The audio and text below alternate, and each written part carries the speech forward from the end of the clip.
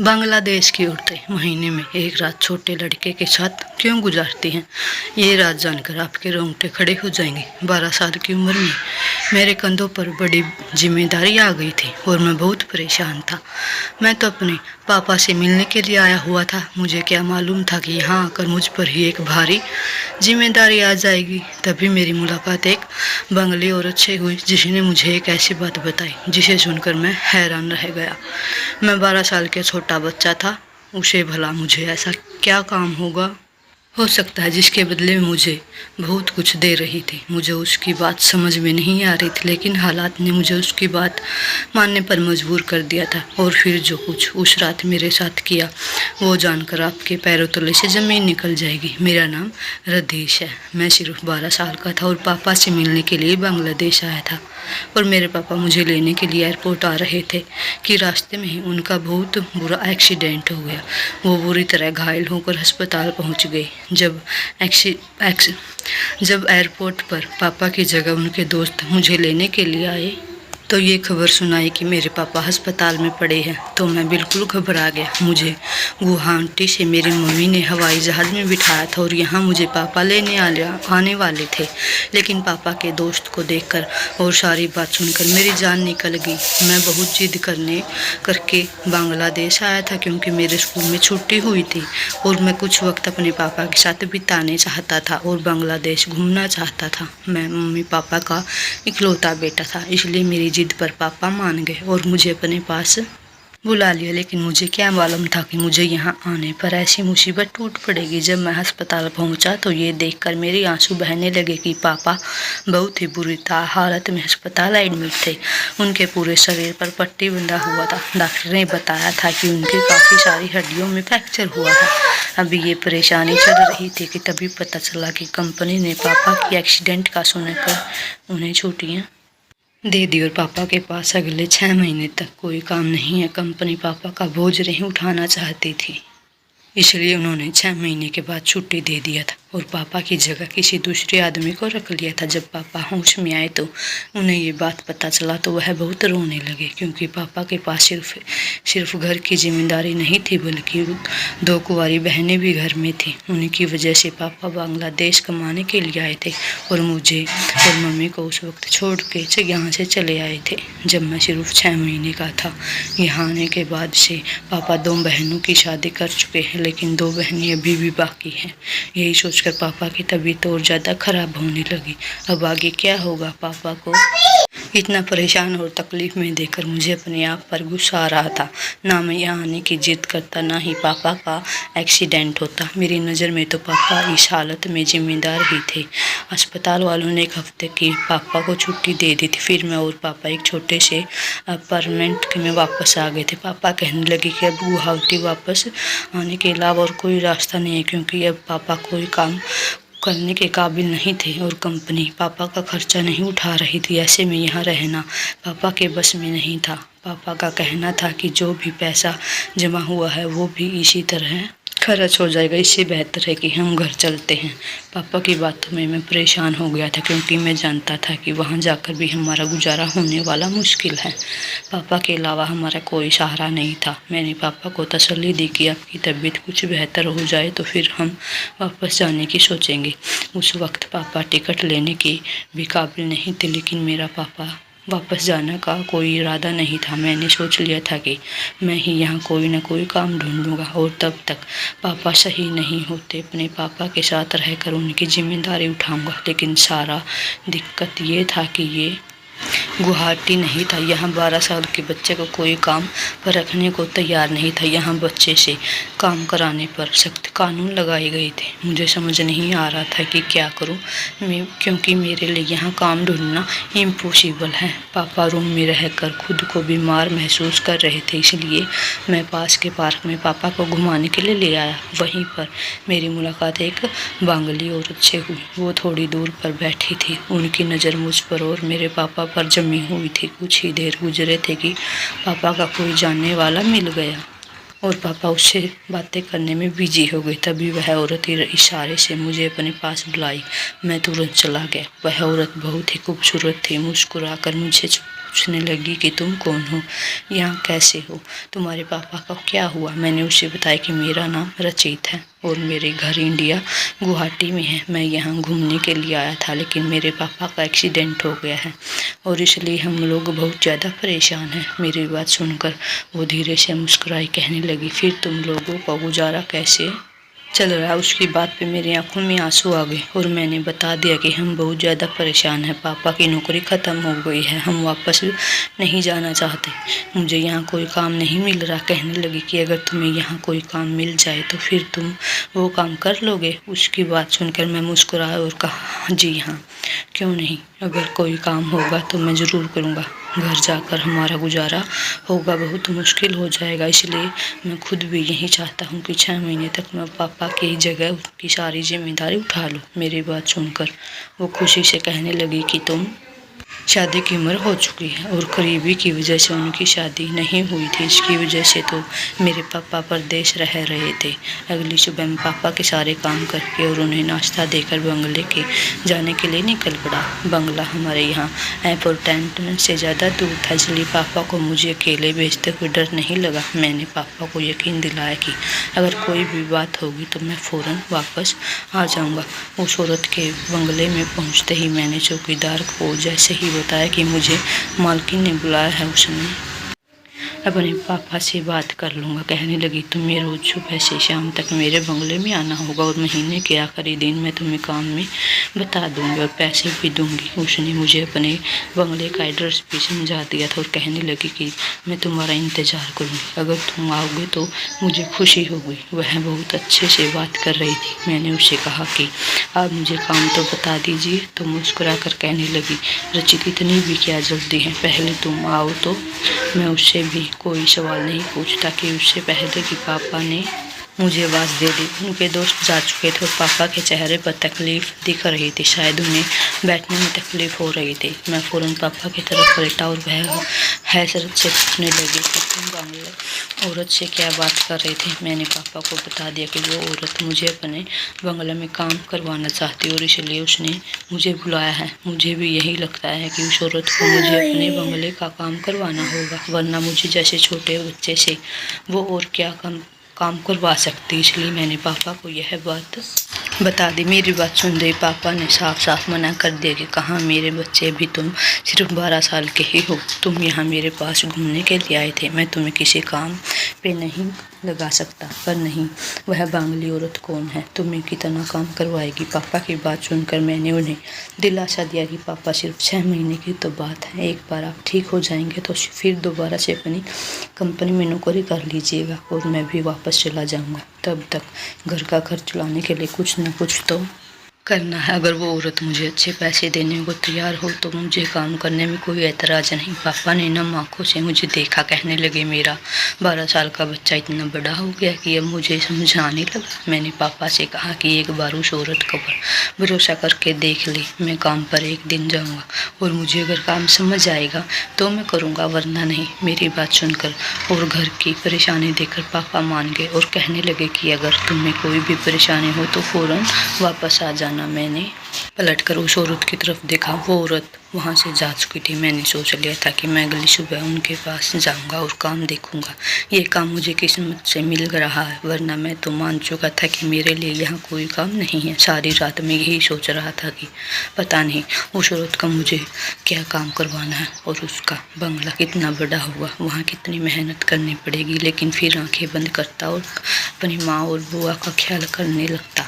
मेरी दोनों बुआ की शादी की उम्र हो चुकी थी और करीबी की वजह से उनकी शादी नहीं हुई थी।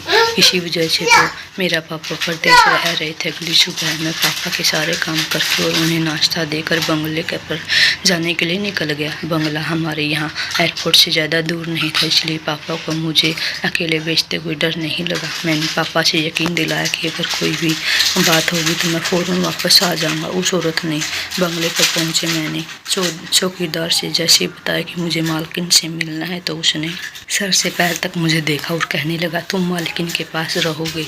वह बहुत अजीब सा बात बोल रहा था और अजीब नज़रों से मुझे देख रहा था। चौकीदार ने कैम में जरिए एक नौकरानी को बाहर बुलाया। चौकीदार ने मुस्कुराकर उस नौकरानी से कहा, मालकिन से एक फटकर एक खूबसूरत बच्चे ढूंढती है।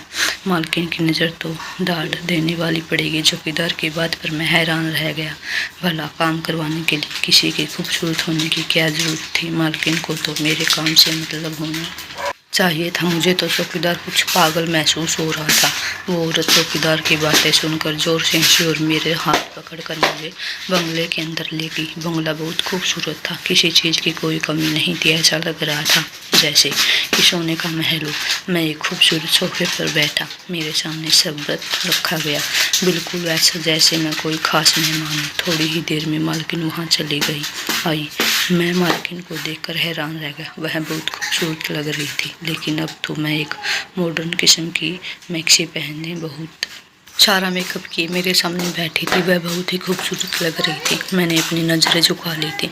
जो भी था वो मेरे मालकिन थी और मैं यहाँ काम कर लिए आया था। मैंने शरबत पी लिया और मालकिन ने कहा कि तुम थोड़ी देर कमरे में जाकर आराम कर लो। मालकिन की बातों ने मुझे हैरान कर दिया। मैं यहाँ आराम करने के लिए नहीं आया था और न ही इतनी दूर से आया था कि मुझे आराम की जरूरत थी।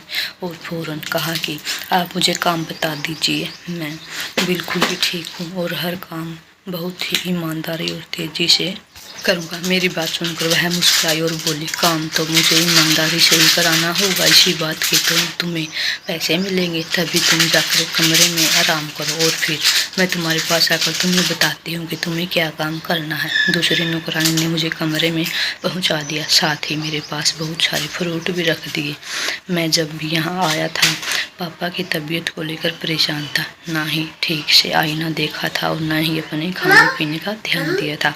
और अब उसके कमरे में आकर जब भी सुकून से बिस्तर पर बैठा तो छत पर लगे आईने में मेरा चेहरा दिखाई दे रहा था। अचानक ही मुझे चौकीदार की बात याद आ गई कि मालकिन ने फिर एक खूबसूरत बच्चा ढूंढ लिया है। मैं खूबसूरत तो हूँ, अपनी माँ की तरह चमकती हुई रंग और नीली आंखें। मैं दूसरों से बहुत अलग था, हर जगह अपनी आंखों से पहचाना जाता था। कुछ ही देर गुजरी थी कि कमरे का दरवाज़ा खुला और मालकिन के साथ एक और औरत अंदर चली आई। मैं तुरंत उठकर बैठ गया। मालकिन ने उस औरत को मुझसे मिलवाया। उसका नाम शमीना था। मालकिन कहने कि यह तुम्हें आज से उठने बैठने को सिखाएगी, किस तरह बात की जाती है, इस देश के तौर तरीके क्या हैं और थोड़ी बहुत यहाँ की भाषा सिखा देगी। मालकिन की बातें मुझे बहुत अजीब सी लग रही थी। मुझे बांग्लादेश के तौर तरीके सीखने की क्या ज़रूरत थी और उठने बैठने के तरीके मुझे तो मालूम थे। फिर मालकिन खास तौर पर एक औरत को मेरे पीछे क्यों लगाई थी? मुझे काम ही तो करना था। फिर बंगली तरीके से सीख कर मैं क्या करता? वो कहने लगे कि 1 महीने तक मुझे यह सब सीखना है और उसके बाद तो मेरे काम आओगे। 1 महीना तुम्हें समीना के साथ ही गुजारना है और सुबह से लेकर शाम तक समीना तुम्हें हर छोटी से छोटी बात सिखाएगी। मालकिन समीना के हवाले से चली गई थी। समीना एक बहुत ही अच्छी और खुश औरत थी और बहुत अच्छे से मुझे हर चीज़ सिखा रही थी, यहाँ तक कि लोगों के सामने कैसे बैठना चाहिए। एक बात मैं समझ नहीं पा रहा था कि एक नौकर को इतनी ज़्यादा ट्रेनिंग की क्या जरूरत है। पहले दिन से जब मैं शाम को घर लौटा तो पापा मेरी फिक्र में बहुत ज़्यादा परेशान थे। वह मुझे देखते ही कहने लगे, आज मैं सारा वक्त तुम्हारे बारे में ही सोचता रहा। बताओ तुमने पहला दिन क्या काम किया, तुमसे कितने काम करवाए गए? और जब मैंने पापा को बताया कि मुझे सिर्फ उठने बैठने और बंगले तौर पर तरीके सिखाए गए हैं तो मेरी बात सुनकर पापा मुस्कुरा दिए और हैरत से पापा के मुस्कुराने की वजह से पूछी तो पापा कहने लगे कि ये बंगले लोग मुझे अजीब होते हैं, एक कुत्ता भी रखते हैं तो उसकी भी नस्ल मालूम करते हैं, तो फिर तुम तो ऐसे कैसे रह सकते हो? यकीनन वो पहले तुम्हें अपने तौर तरीके सिखा कर अपने काबिल बनाएंगे कि तुम उनके महल में काम कर सको। चलो अच्छा, इस तरह तुम्हें बहुत कुछ सीखने को मिल जाएगा। अब तक तुम पर काम का बोझ नहीं है, तुम दिल लगाकर सब कुछ सीख जाओ। जब मैं सही हो जाऊं तो वापस अपनी नौकरी पर चला जाऊंगा और तुम्हें वापस भेज दूंगा। तुम्हारी माँ तुम्हारे बिना इतने दिन नहीं रह सकती। पहले वो मेरी दूरी पर दुखी है।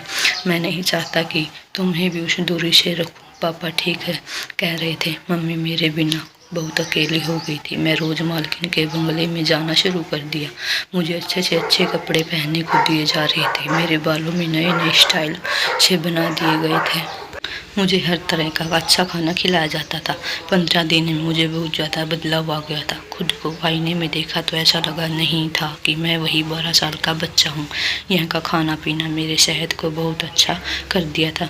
मुझ पर बंगले में घूमने फिरने या फिर कोई भी रोक नहीं थी। अब तक मैंने किसी काम को हाथ नहीं लगाया था, बल्कि मैं तो यहाँ किसी बादशाह की तरह घूमता फिरता था। लेकिन एक बात मुझे बहुत ही अजीब लगी थी।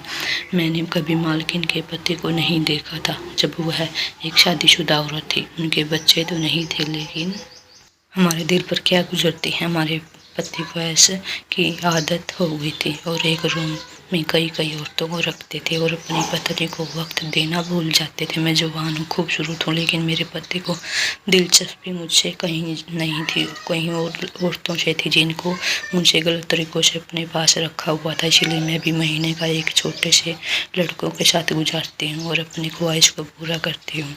इस तरह ना ही मैं गर्भवती हो सकती हूँ, ना ही किसी की इस तरह बात का शक हो सकता है। मैं जानती हूँ कि यह गलत है, लेकिन मेरा पति भी तो मुझे धोखा दे रहा है, फिर मैं क्यों ना उसे धोखा।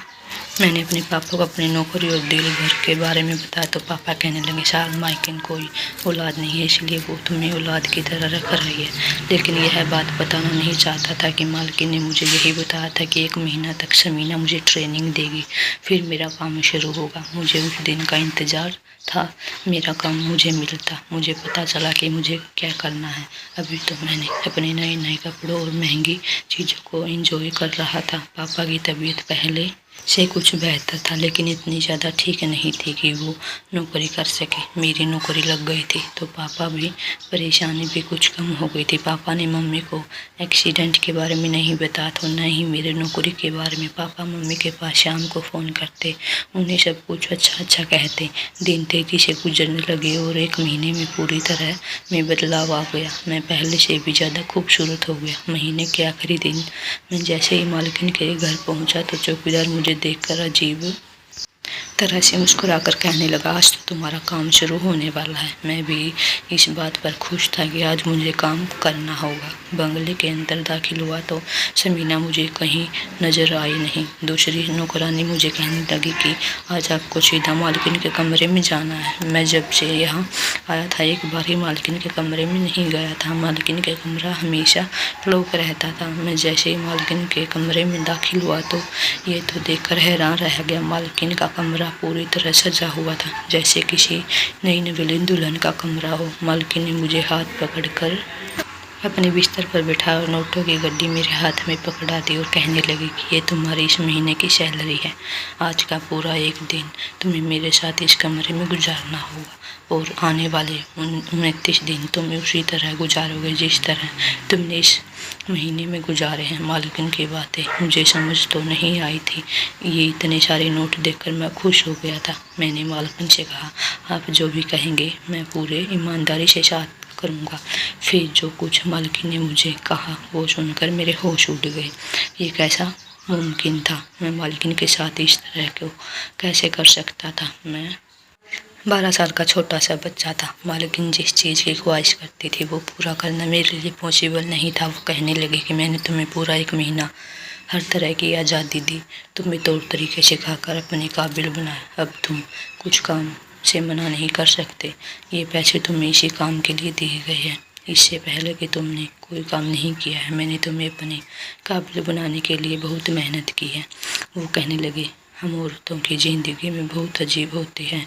दूसरे लोग हमारे पास और हमारी ज़िंदगी देखकर जलते हैं, लेकिन कोई हमसे पूछे कि हमारी दिल पर क्या गुजरती है। हमारे पति को ऐश की आदत हो गई थी। एक रूम में कई कई औरतों को रखते थे और अपने पति को वक्त देना भूल गए थे। मैं जवान हूँ, खूबसूरत हूँ, लेकिन मेरे पति की दिलचस्पी मुझसे भी ज़्यादा दूसरे औरतों से थी जिनको गलत तरीक़ों से अपने पास रखा हुआ था। इसलिए मैं महीना का एक छोटे लड़कों को साथ गुजारती हूँ और अपनी ख्वाहिश को पूरा करती हूँ।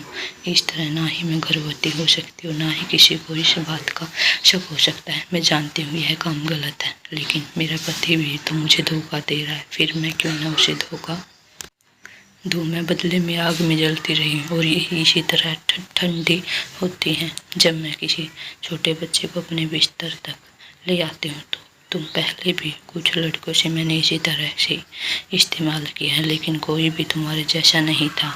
उन्हें हमेशा अपने पास रखती, लेकिन तुम इतनी खूबसूरत हो कि मैं तुम्हारे पूरा 1 महीना अपने घर बुलाती रही। इन पैसों की वजह तुम मुझे खुश कर दो, मैं तुम्हें ज़िंदगी भर अपने साथ रखूँगी। ना ही तुम्हारे बाप को नौकरी की ज़रूरत होगी, ना ही तुझे घर वापस जाना पड़ेगा। तुम अपने पापा को अपनी मम्मी को पास भेज दो।